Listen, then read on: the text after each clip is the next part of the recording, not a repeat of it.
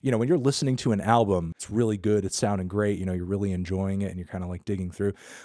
Is there a moment where like your heart drops or your stomach sinks when you like scroll down, you're like, and it says 2017 or it says like 2018, you're like, damn it. Like I Yeah. wanted this to be from 2016. May I advise you, if you're thinking like, oh, how can I get to all the albums people want me to get to? Just focus on 1 year and never leave that year. Right. And Great just idea. constantly talk about albums from that year and dig into it. And then you'll never disappoint anyone, at least for that 1 year. That's true.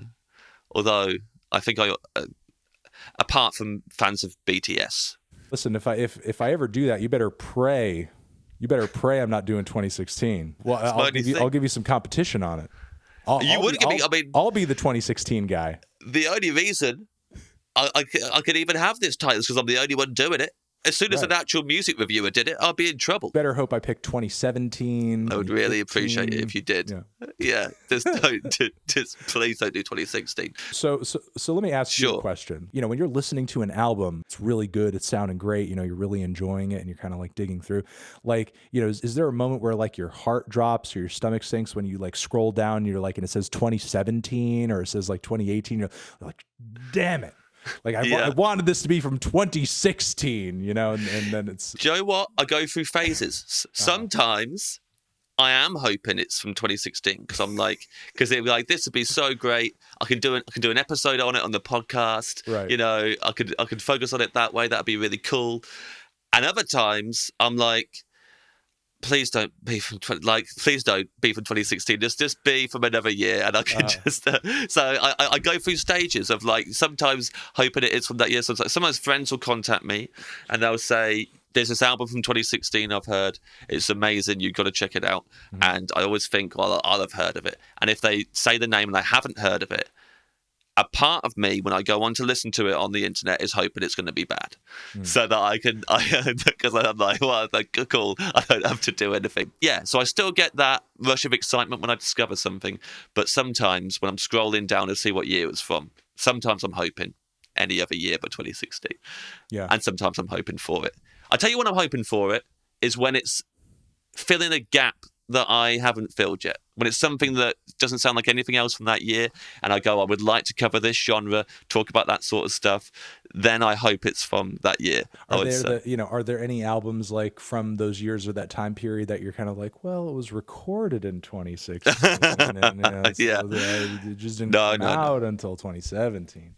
Some people have tried to provide me with that loophole. Some people have offered that to me and go, these were recorded then, and I was like, I can't do it. It has to have been originally. It opens released. up a can of worms. Then you just that's it, and then you're willy nilly.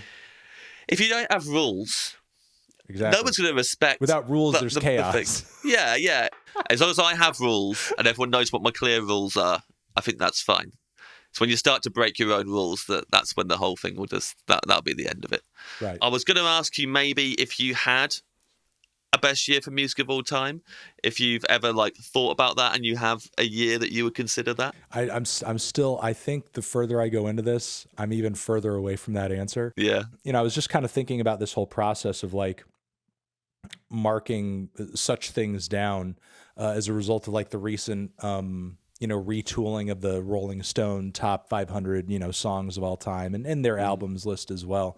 And, thinking about how like during the decades in which they were most, culturally relevant, I think that format worked and made sense, considering like how small the pool for popular music was, retrospectively after decades of relevance, maybe like 500 albums or songs kind of makes sense because that's kind of, I think, what you could kind of effectively time capsule popular music into. But now it's just spread so far and so insanely that, a single person, not even a publication, could find 200 records from a single year, because you were saying if you did a list, could find 150 to 200 records from a single year that you could say to some degree or another are great.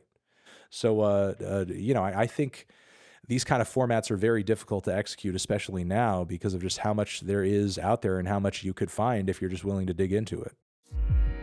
BBC Sounds, music, radio, podcasts.